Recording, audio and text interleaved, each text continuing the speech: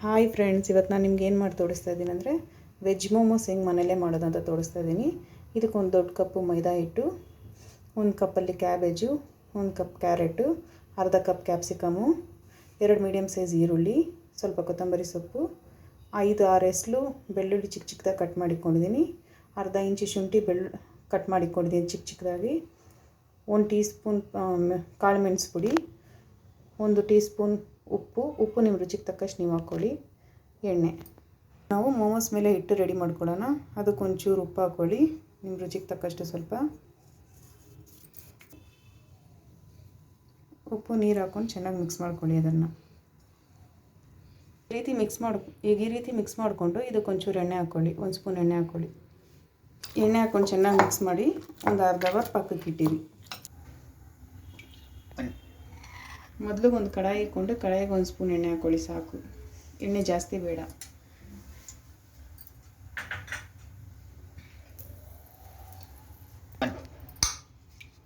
ಈಗ ಎಣ್ಣೆ ಚೆನ್ನಾಗಿ ಬಿಸಿಯಾಗಿದೆ. ನಾವು ಕಟ್ ಮಾಡಿಟ್ಟಿರೋಂಥ ಬೆಳ್ಳುಳ್ಳಿ ಶುಂಠಿ ಹಾಕ್ಕೊಳ್ಳಿ.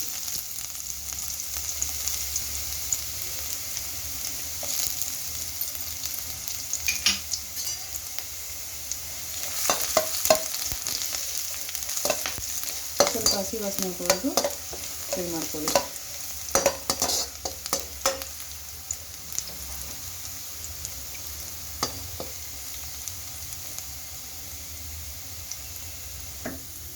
ಈಗಿನ ಕಲರ್ ಬಂದಾದಮೇಲೆ ನಾವು ಕಟ್ ಮಾಡಿಟ್ಟಿರೋಂಥ ಈರುಳ್ಳಿ ಹಾಕ್ಕೊಳ್ಳಿ.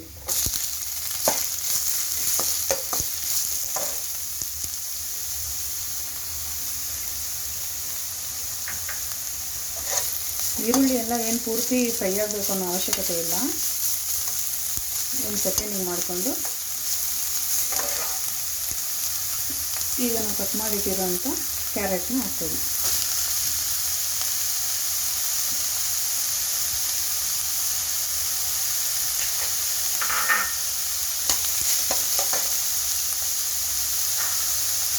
ಅದಕ್ಕೆ ನಾವು ಕಟ್ ಮಾಡಿಟ್ಟಿರೋಂಥ ಕ್ಯಾಬೇಜ್ನ ಹಾಕ್ಕೊಳ್ಳಿ.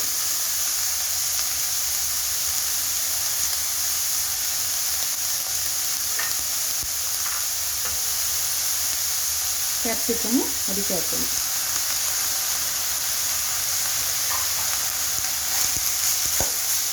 ಸ್ವಲ್ಪ 1-2 ನಿಮಿಷ ಚೆನ್ನಾಗಿ ಬಾಡಿಸ್ಕೊಳ್ಳಿ.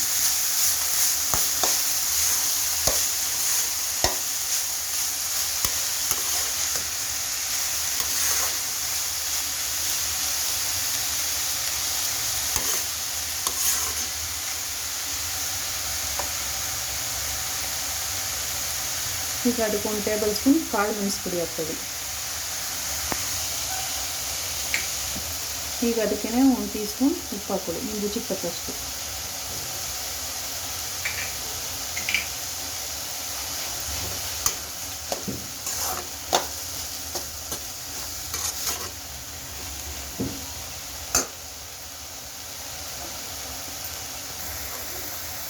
ಈಗ ಅದಕ್ಕೇ 1 ಟೇಬಲ್ ಸ್ಪೂನ್ ಸೋಯಾ ಸಾಸ್ ಹಾಕ್ಕೊಳ್ಳಿ, ಟೇಸ್ಟ್ ಚೆನ್ನಾಗಿರುತ್ತೆ. ಇದೆಲ್ಲ ಚೆನ್ನಾಗಿ ಈ ರೀತಿ ಮಿಕ್ಸ್ ಆದಮೇಲೆ ಗ್ಯಾಸ್ ಆಫ್ ಮಾಡ್ಕೊಳ್ಳೋಣ. ಇದನ್ನ ಆರೋದಕ್ಕೆ ಬಿಡೋಣ.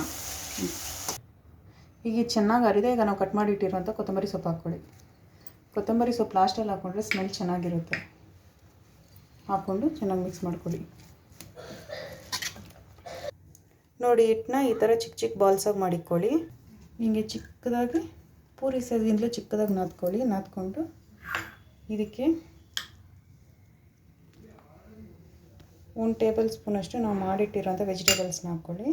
ವೆಜಿಟೇಬಲ್ಸ್ನ ಹಾಕ್ಕೊಂಡು ಸೀರೆ ಕುಚ್ಚಿಡ್ದಂಗೆ ಇಡ್ಕೊಳ್ಳಿ. ಹಿಂಗೆ ನಿಧಾನಕ್ಕೆ ಇಡ್ಕೊಂಬನ್ನಿ. ಒಂದು ಫ್ರಿಲ್ಸ್ ಥರ ಬರುತ್ತೆ.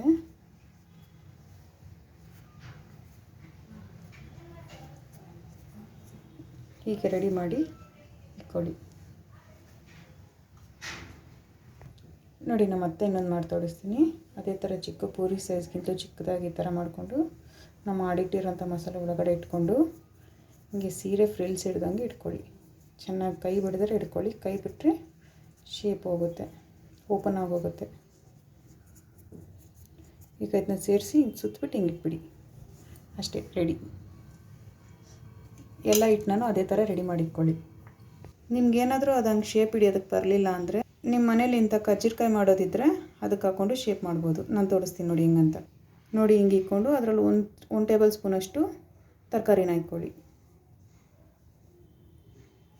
ಹಿಂಗೆ ರೆಡಿ ಮಾಡಿಕೊಂಡು ಇದನ್ನ ಫೋಲ್ಡ್ ಮಾಡ್ಕೊಳ್ಳಿ. ಮಸಾಲೆ ಹಾಕಿ ಚೆನ್ನಾಗಿ ಪ್ರೆಸ್ ಮಾಡಿ. ಹಿಂಗೆ ಪ್ರೆಸ್ ಮಾಡಿಬಿಟ್ಟು ಮೇಲೆ ಎಕ್ಸ್ಟ್ರಾ ಇರೋ ಹಿಟ್ಟನ್ನೆಲ್ಲ ತೆಗೆದುಬಿಡಿ.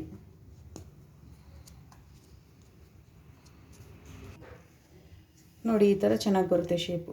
ಇದನ್ನೈತೆ ಸೈಡಿಗೆ ಇಟ್ಕೊಳ್ಳಿ. ನಿಮ್ಗೆ ಯಾವ್ದು ಕಂಫರ್ಟ್ ಅನಿಸುತ್ತೆ ಆ ಶೇಪ್ ನೀವು ಮಾಡ್ಕೊಳ್ಳಿ. ನೋಡಿ ಈಗ ನಾವು ಮಾಡಿಟ್ಟಿರೋಂಥ ಮೊಮೋಸ್ನೆಲ್ಲ ಇಡ್ಲಿ ಪಾತ್ರೆಗೆ ಹಾಕ್ಕೊಂಡು ಒಂದು 15 ನಿಮಿಷ ಬೇಯೋದಕ್ಕೆ ಬಿಡಿ. ನೋಡಿ ಚೆನ್ನಾಗಿ ಬಿಸಿಯಾಗಿ ಆವಿ ಹೊರಗಡೆ ಬರ್ತಿದೆ. ಬೇಯಲಿ, 15 ನಿಮಿಷ ಬೇಯಲಿ ಇದು. ಈಗ 15 ನಿಮಿಷ ಆಗಿದೆ. ಗ್ಯಾಸ್ ಆಫ್ ಮಾಡ್ಕೊಂಬಿಡಿ. ಚೆನ್ನಾಗಿ ಬೆಂದಿದೆ. ಈಗ ನಾವು ಮಾಡಿರೋಂಥ ಮೊಮೋಸ್ ರೆಡಿಯಾಗಿದೆ. ಇದಕ್ಕೆ ನಾನು ಮಯೋನೈಸು ಟೊಮೆಟೊ ಸಾಸ್ ಇಕ್ಕಿದ್ದೀನಿ. ಇದ್ರ ಜೊತೆಗೆ ತುಂಬ ಚೆನ್ನಾಗಿರುತ್ತೆ. ನೀವು ತಪ್ಪದೇ ನಿಮ್ಮ ಮನೇಲಿ ಟ್ರೈ ಮಾಡಿ ನೋಡಿ. ನಮ್ಮ ಚಾನಲ್ಗೆ ಸಬ್ಸ್ಕ್ರೈಬ್ ಮಾಡ್ಕೊಳ್ಳಿ, ಲೈಕ್ ಮಾಡಿ, ಶೇರ್ ಮಾಡಿ. ಹೀಗೆ ನಾನು ವೀಡಿಯೋ ನೋಡ್ತಾಯಿರಿ, ಸಪೋರ್ಟ್ ಮಾಡ್ತಾಯಿರಿ. ಧನ್ಯವಾದಗಳು ಫ್ರೆಂಡ್ಸ್.